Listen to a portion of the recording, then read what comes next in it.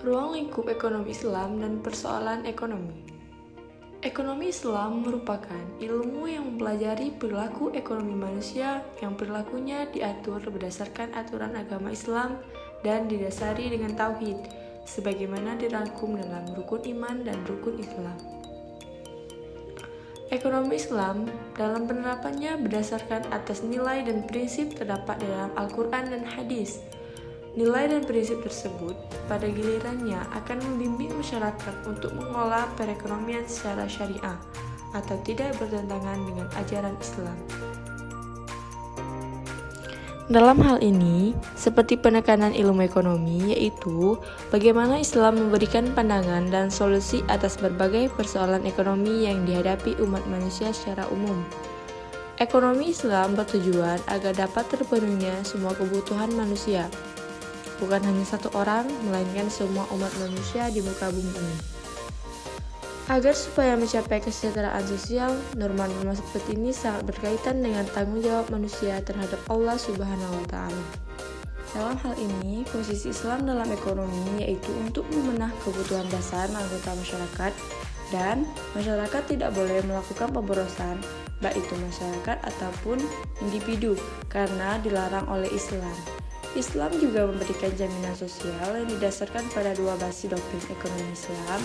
Yang pertama, yaitu wajibnya timbal balik masyarakat, dan yang kedua, yaitu hak manusia terhadap sumber daya yang meliputi kekayaan yang dikuasai negara.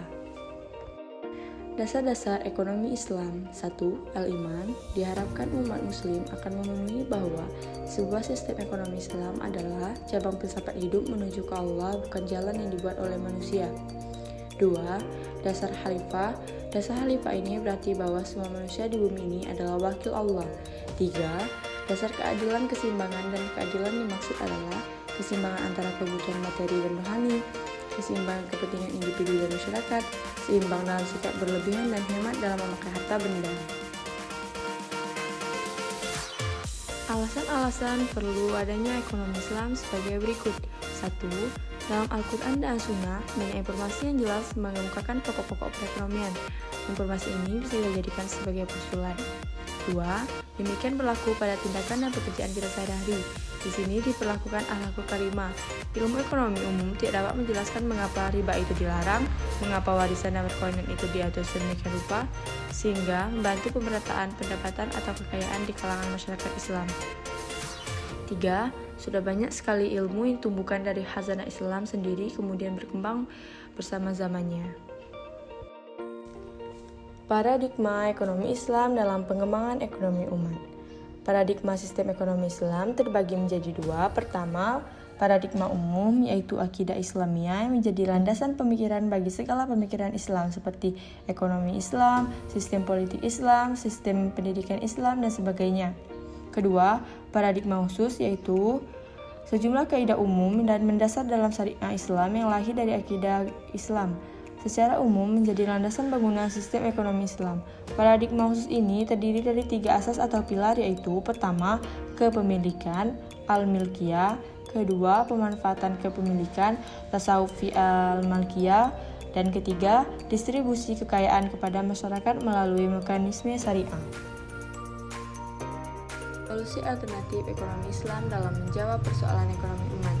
Adapun perbedaan antara ekonomi Islam dengan ekonomi konvensional diantaranya, dalam ekonomi konvensional terdapat masalah atau kelangkaan scarcity, sedangkan dalam ekonomi Islam tidak mengenal kelangkaan karena Allah membuat segala sesuatunya di dunia dengan tepat ukurannya. Dalam ekonomi konvensional tidak ada elemen nilai dan norma sehingga sering terjadi konflik dan kecurangan saat pelaksanaannya, berbanding terbalik dengan ekonomi Islam yang menunjukkan sikap adil, jujur, dan bertanggung jawab. Ekonomi konvensional berpijak pada materialisme dan strukturalisme, sementara ekonomi Islam berpijak pada Al-Quran dan As-Sunnah serta kajian para ulama.